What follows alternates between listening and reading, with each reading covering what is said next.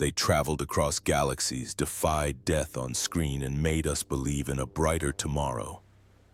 But their real-life demise was anything but science fiction. Illness, addiction, loneliness, and death were predictable. These are the haunting stories of stars who left us too soon. Don't forget to like and subscribe. Let's explore.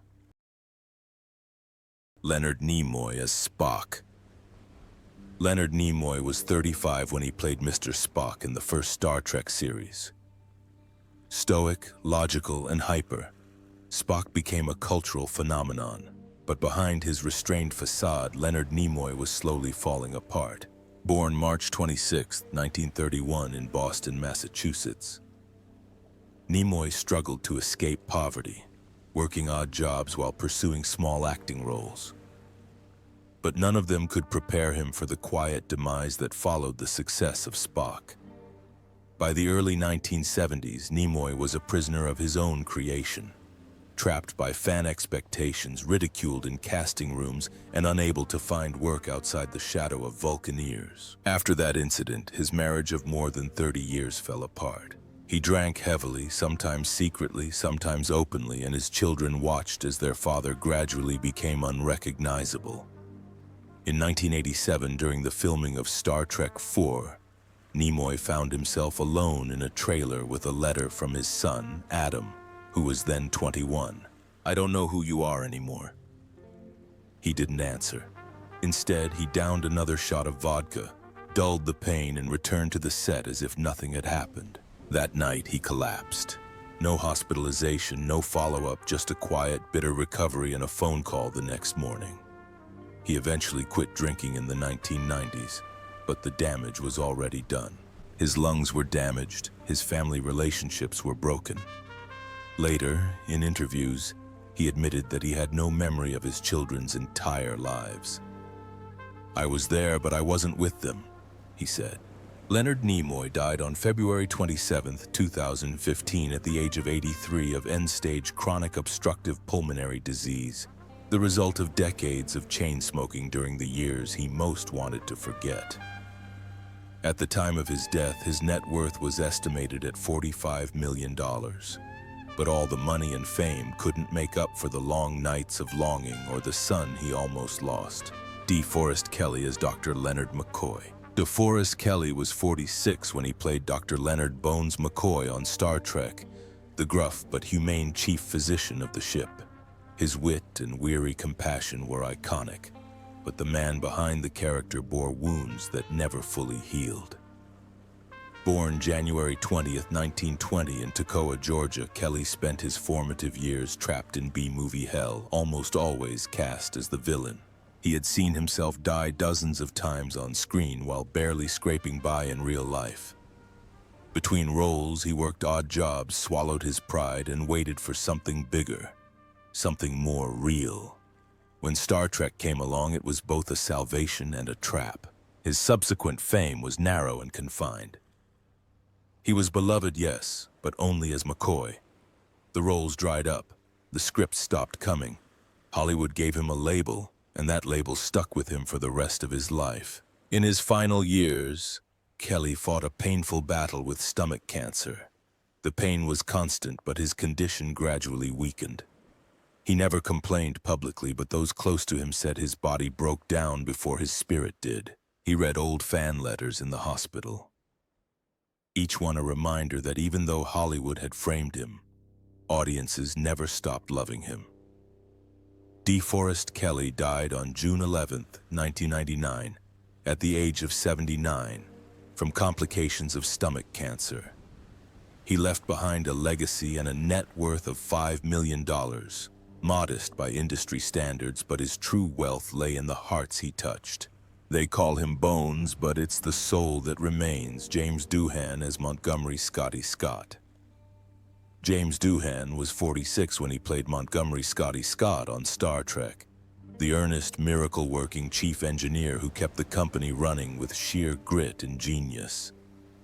His thick Scottish accent, steady hands, and the iconic line, "I gave her everything she's got, Captain," made him beloved around the world. But those hands held a truth that no fan had ever seen.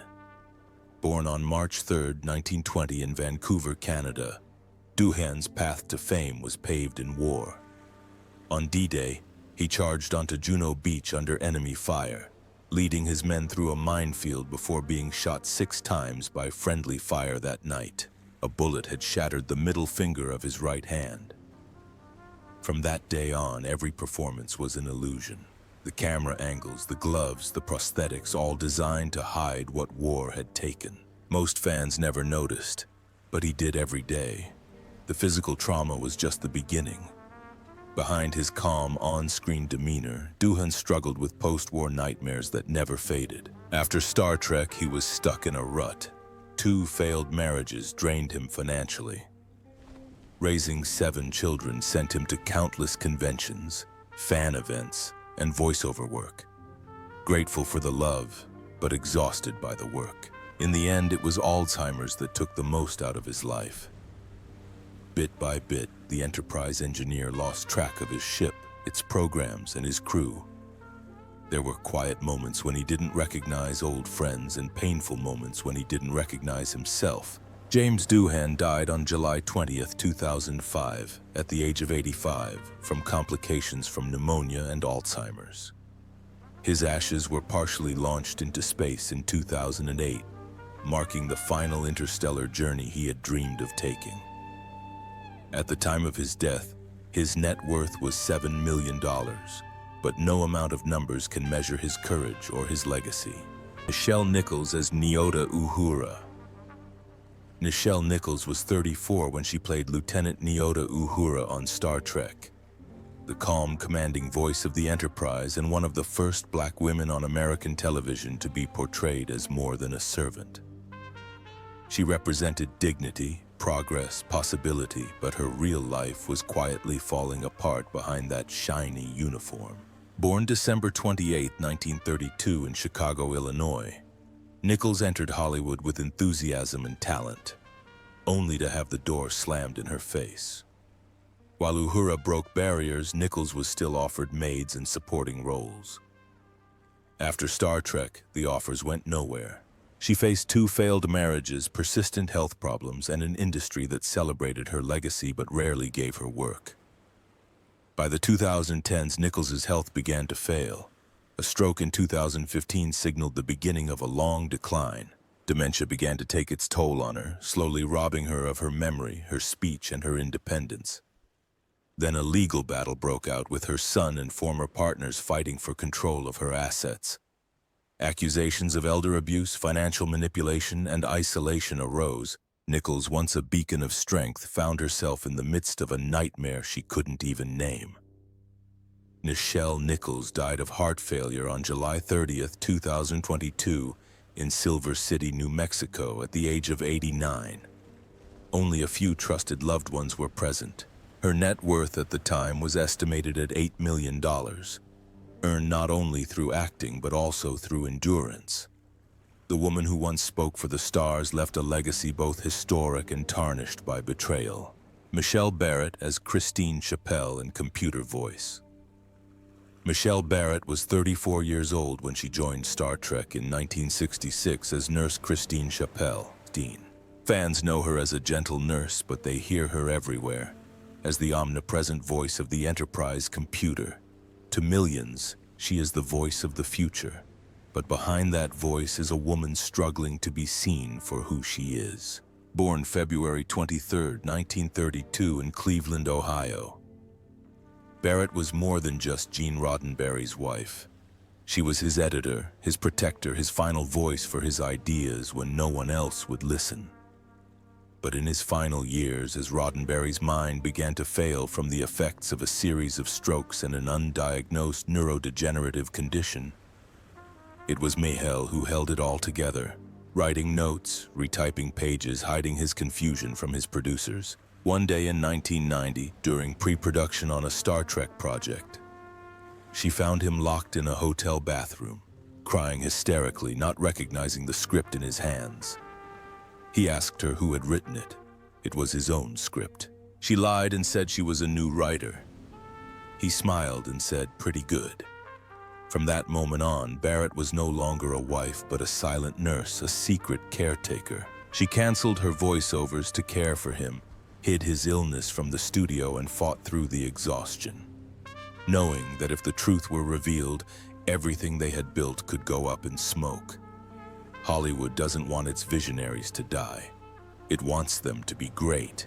When he died in 1991, she did not mourn him publicly.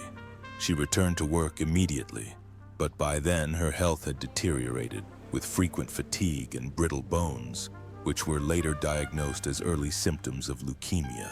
She never spoke of the night she found Jean unconscious in bed, or of cleaning the blood from her pillow before calling 911. Those memories remained with her, even as her body began to fail. Mahel Barrett died on December 18, 2008, at the age of 76, after a quiet battle with leukemia. Her ashes were sent into space alongside Jean, as she had promised him years earlier. At the time of her death, her net worth was estimated at $10 million, amassed through decades of work, loyalty, and sacrifice that few actually witnessed. George Takei as Hikaru Sulu. George Takei was 45 when he returned as Hikaru Sulu in Star Trek II, The Wrath of Khan, confident at the helm, unflinching in the face of adversity. But long before he became a space pilot, he was locked behind barbed wire, staring out at freedom through the slats of a government-issued barracks window, wondering why America had turned its back on his family. Born April 20th, 1937 in Los Angeles, Takei was just 5 years old when he and his family were forced into the Raware concentration camp during World War II. Every night he heard his mother crying similarly under the covers, pretending to be asleep. His father, a once proud businessman, now swept the dust off the floor of a rundown cafeteria. The shame never left him. He rarely spoke publicly about the concentration camps until later. But there was one moment, never shown on camera, that defined his silence. The day his brother asked, "Are we bad people, George?" And he couldn't answer. That unanswered question followed him to Hollywood, where casting directors offered him roles as waiters, villains, or voiceless extras. He accepted because he had no other choice. When Star Trek came out, he felt like he had just had a breakthrough. But even then, he knew Sulu was underwritten. He pushed harder, fought for scenes, and clashed quietly with William Shatner, who often stole the spotlight. Off-screen, he kept an even heavier secret. He was gay, working in an industry where being gay meant career suicide. A studio executive once warned him that if they found out, he would be finished. In the 2010s, rumors circulated that Takei was secretly undergoing treatment for cancer, believed to be prostate-related, but he never missed a panel or public appearance. He still jokes, poses, smiles, but behind closed doors, those close to him say there are nights when he can't walk without help. He doesn't let his illness keep him silent, not after surviving captivity, not after being in hiding for half his life. As of 2025, George Takei is 88 years old. His net worth is estimated at $14 million. But his real wealth lies in his voice, still loud, still clear. From protest marches to memoirs, from Broadway to Twitter, he remains undaunted. For a boy who was once locked up in a desert camp, every word he says now carries the weight of all the things he was not allowed to say. René Auberjonois was 52 when he joined Star Trek.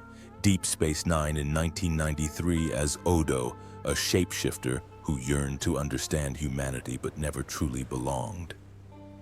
Underneath his rubber shell and loneliness, René poured decades of silent pain into the role. Born June 1st, 1940 in New York City, René spent his life pursuing meaning through art.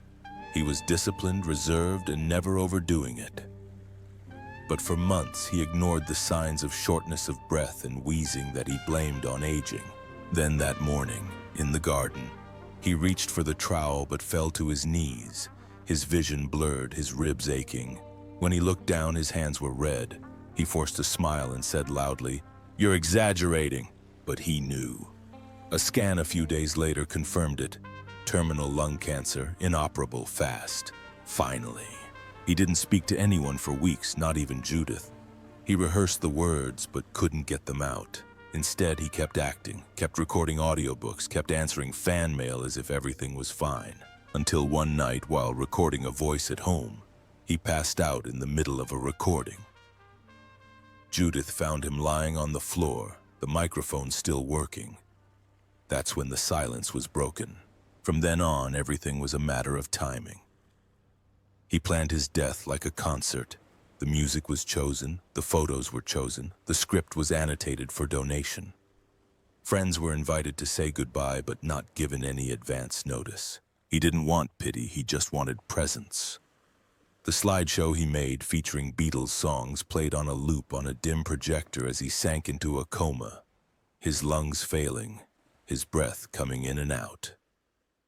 René Auberjonois died on December 8, 2019, at the age of 79, of terminal lung cancer at his home in California. His death was medically assisted under California law. His net worth at the time was estimated at $5 million. But nothing he possessed was more meaningful than the dignity he regained in a single scene that no one else could have written for him. William Shatner as Captain James T. Kirk. William Shatner was 35 when he became Captain James T. Kirk in Star Trek. Bold, determined, the face of a new land. But decades later, it wasn't the Enterprise that nearly brought him down. That was the night he found his wife, Noreen Kidd, lifeless at the bottom of the swimming pool, her body still warm, her wedding ring glinting in the porch light as if begging him to break the moment. Born March 22, 1931, in Montreal, Canada, Shatner rose to stardom with drive, charm, and a relentless drive to shatter marriages, friendships, and silences.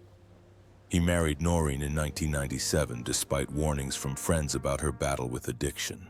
Still, he loved her passionately, perhaps recklessly. But that summer night in 1999, it all fell apart. Coming home from a horse show, he called her name, heard nothing, and walked out into the backyard. She was lying face down in the pool. The paramedics arrived. The autopsy showed she had been on alcohol and Valium. The tabloids blamed him. Anonymous letters kept coming. Some said it was negligence. Others whispered darker things. Shatner collapsed. He locked himself in his house for days. Later, he admitted that he had almost followed her, that he had stood at the edge of that pool more than once, staring into its stillness. He blamed himself, blamed his absence, blamed his reputation, blamed his inability to save her. Therapy came. Then he wrote. He published his memoirs, not to clear his name, but to survive the turmoil. Even as fans cheered for his next appearance, he carried her death like a mysterious burden beneath his Kirk uniform. In 2025, at age 94, William Shatner is still a living legend. With an estimated net worth of $100 million, he still writes, speaks, and reminds fans not to be fooled by online impersonators. In 2021, he became the oldest person to fly into space. A journey indeed, but perhaps never far enough to escape what he witnessed that night. In the light of the lake, when the legend stopped and the man was left behind. Mark Lenard as Sarek. Mark Lenard was 42 when he first appeared as Sarek, the Vulcan ambassador and Spock's father. Calm, collected, a pillar of logic amidst the chaos of the galaxy. But while Sarek stood tall among the stars, the man behind the character was quietly weeping behind the scenes. Born October 15, 1924, Lenard built his career on quiet strength. He played Romulans, Klingons, and finally the role that defined him, Sarek. But even at the height of the Star Trek cultural boom, he was barely a household name. He sat in on conventions, sometimes overlooked by fans who were trying to get autographs from more famous cast members. In between appearances, he returned to guest roles and off-Broadway gigs, struggling with the bitter truth that Sarek's prestige didn't translate into a steady paycheck. The darkest moment came in the late 1980s. when his health took a turn for the worse. A suspected cancer diagnosis loomed, but Leonard, who had no insurance at the time, postponed treatment to avoid hospital bills. For months, he performed on stage in pain, even vomiting between acts in a grueling production of King Lear. He refused to stop, fearing that an absence from work would mean a complete disappearance. As his condition worsened, he gradually withdrew from public view. A familiar sight at science fiction conventions, he became a rare sight talked about by his loyal fans. By the early 1990s, he had stopped taking calls from his former co-stars. When he finally appeared as Sarek in Star Trek: The Next Generation, he was dying. His eyes glazed over, his voice weak, his hands shaking just off screen. Mark Leonard died on November 27, 1996, at the age of 72. His death came quietly, without much media fanfare. His estimated net worth was around $3 million, which does not reflect his legacy. Ultimately, the man who brought Sarek to the universe passed away without any spotlight, leaving only silence, perhaps fitting for a man who chose dignity as his final act. Patrick Stewart as Captain Jean-Luc Picard. Patrick Stewart was 47 when he first stepped onto the bridge of the USS Enterprise as Captain Jean-Luc Picard. Stoic, articulate, a beacon of reason in a chaotic universe. But years before he donned his Starfleet uniform, he had been hiding in a kitchen cupboard, a trembling boy listening to his father beat his mother just a few feet away, praying that the door would silence her screams. Born on July 13, 1940 in Mirfield, Yorkshire, England, Stewart's childhood was a struggle for survival. His father, a decorated veteran of the Woobute II, returned from the war broken, erratic, alcoholic, and abusive. For many years, Patrick remained silent. He smiled for his yearbook photos, read Shakespeare under his covers, and built an inner world where words could shield him from the blows. But the pain still seeped into his bones, into his silence, into his shame. When Star Trek: The Next Generation catapulted him to stardom, he was still healing. One night in the late 1990s, while performing King Lear in London, he collapsed in his dressing room after the curtain closed, his hands shaking uncontrollably. His assistant found him sitting on the floor, muttering lines not from the play but from Star Trek over and over again. He later confessed to friends that playing King Lear had opened up old wounds, too much control, too much rage, too familiar. That same year, he quietly underwent treatment for early-stage prostate cancer while continuing to work, without telling the cast. After 2 divorces and an internal struggle with his self-esteem, he gradually became dependent on alcohol to numb the noise in his head. Friends say he once came to a rehearsal drunk and cried for an hour, muttering, "I'm not who they think I am." That breakdown led him to therapy and then to activism. His work with survivors of domestic violence is not charity. It is penance, remembrance, and unfinished grief. As of 2025, Patrick Stewart is 85 years old. Now retired, he lives quietly with his third wife, Sunny Ozell, in England. His estimated net worth is $25 million, much of which he donates to mental health and veterans charities, although millions see him as the calm captain of the future. His true heroic quality was surviving a war zone in his childhood and never letting it shape his final actions. Aaron Eisenberg as Nog. Aaron Eisenberg was just 24 years old when he stepped into the role of Nog on Star Trek Deep Space Nine, a defiant, smooth-talking Ferengi who would become one of the series' most heroic characters. But the young actor behind the mask was living on borrowed time, his heart and kidneys failing. Born on January 6, 1969 in Hollywood, California, Aaron was born with a malformed kidney. His teenage years were spent not on red carpets but in dialysis clinics and hospital beds. At age 14, he underwent his first kidney transplant. By 2015, decades later, the kidney had died. He could not afford another transplant. In desperation, he set up a GoFundMe page.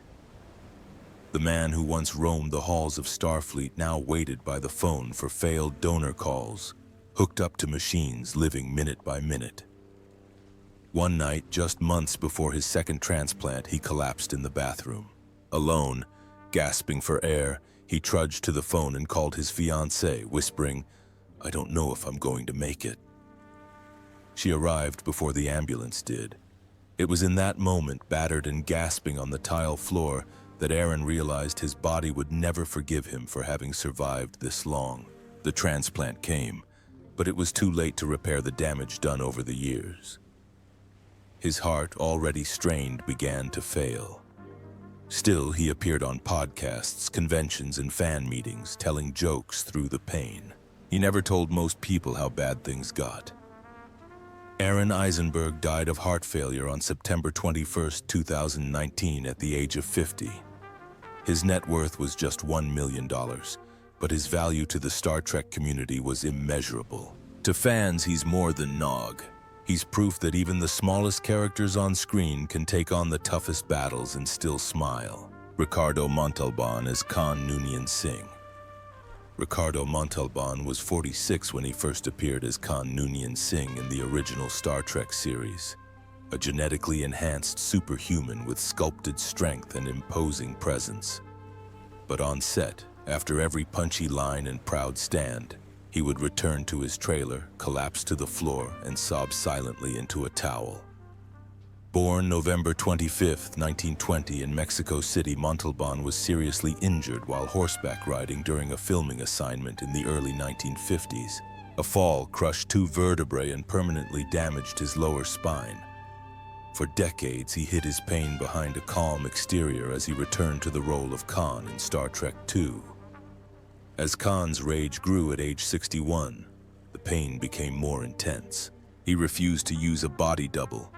He refused special props. His chest, realistic and rigid, became a visual legend, while just below, his vertebrae gradually degenerated. There were days when he could barely walk. Crew members whispered as he lay curled up on the floor between takes, clutching his sides, unable to breathe from the throbbing pain. He wore braces hidden under his costume and took painkillers, but the pain persisted. Yet every time the camera panned, he stood tall, eyes blazing, voice firm. Khan never faltered.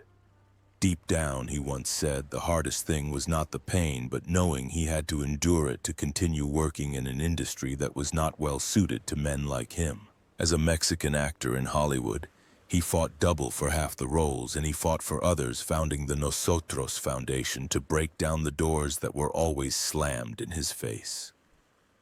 By the late 1990s, he was in a wheelchair. His spine was fused in several places. Acting became rare, the pain lingered, but he still smiled at conventions. He still signed autographs. He still sat stoically because Khan never bowed. Ricardo Montalban died on January 14, 2009 at the age of 88 of congestive heart failure. He died at his home in Los Angeles. His net worth was estimated at $10 million. But no number can measure the cost of a life lived in suffering, or the legacy of a man who endured it with unshakable dignity.